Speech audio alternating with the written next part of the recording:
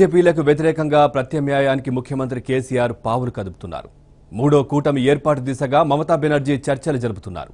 తమకు 23 నుంచి 24 మిత్రపక్షాల మద్దతు ఉందని బీజేపీ ప్రకటిస్తోంది. సరిగ్గా ఈ సమయంలోనే కాంగ్రెస్ మాజీ అధినేత్రి సోనియా గాంధీ రంగంలోకి దిగారు. మార్చి 13వ తేదీన విందు ఏర్పాటు చేశారు.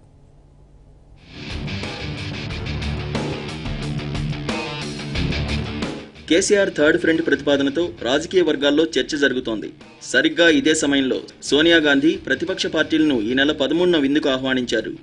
బీజేపీకి వ్యతిరేకంగా కూటమి కట్టేందుకే ఆమె ఈ భేటీ ఏర్పాటు చేశారని కాంగ్రెస్ వర్గాలు తెలిపాయి.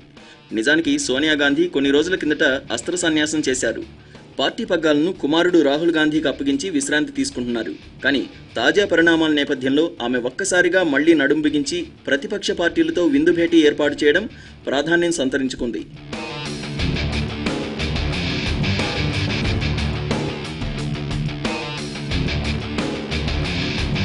ప్రతిపక్షాలను బలోపేతం చేయడమే కాకుండా 2019 ఎన్నికల నాటికి కూటమి ఏర్పాటుకు పునాదిని సిద్ధం చేయడమే ఈ భేటీ లక్ష్యమని తెలుస్తోంది.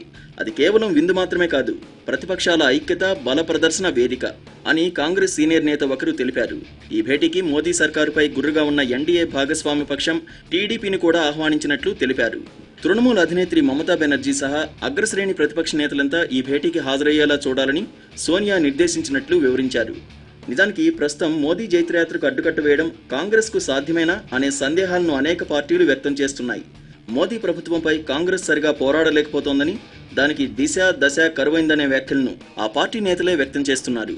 ఇటువంటి పరిస్థితుల్లో మోదీని నిలువరించాలంటే బీజేపీ వ్యతిరేక కూటమి ఏర్పాటే పరిష్కారమని కాంగ్రెస్ నేతలు భావిస్తున్నారు.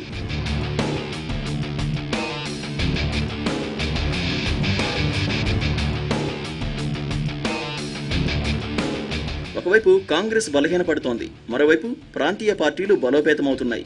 ఇటువంటి పరిస్థితుల్లో ప్రతిపక్షాలను ఏకం చేయడం, మళ్లీ యూపీఏకు అంటుకట్టడం కాంగ్రెస్కు తొలి సవాలుగా భావిస్తున్నారు. 2004 ఎన్నికల ముందు సోనియా మంచి ఆరోగ్యంతో ఉన్నారు. ఆ పార్టీ చేతిలో పలు రాష్ట్రాలు ఉన్నాయి.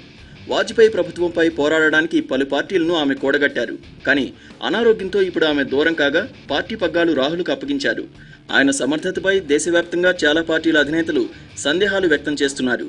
ఎన్సీపీ అధినేత శరద్ పవార్, తృణమూల్ అధినేత్రి మమతా బెనర్జీ, ఎస్పీ అధినేత ములాయం, బీఎస్పీ అధినేత్రి మాయావతి వంటి నేతలు రాహుల్ నాయకత్వంలో పనిచేయడానికి విముఖత వ్యక్తం చేస్తున్నారు.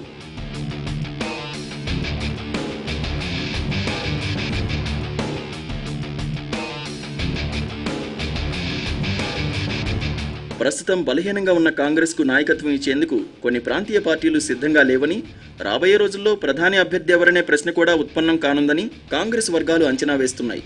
ఈ నేపథ్యంలోనే మోదీ వ్యతిరేక ఫ్రంట్ను బలోపేతం చేయడానికి సోనియా స్వయంగా రంగంలోకి దిగారని ఆ పార్టీ వర్గాలు వివరిస్తున్నాయి. గుజరాత్ ఎన్నికలు, రాజస్థాన్ ఉప ఎన్నికల తర్వాత రాహుల్ సమర్థతపై కొంత సానుకూలత వ్యక్తమవుతున్నా యూపీఏలోని అత్యధిక మిత్రపక్షాలు సోనియా నాయకత్వాన్ని కోరుకుంటున్నాయని, ఆమె నాయకత్వంలో మళ్లీ ఏకం కావడానికి ముందుకొచ్చే అవకాశం ఉందని అంటున్నాయి.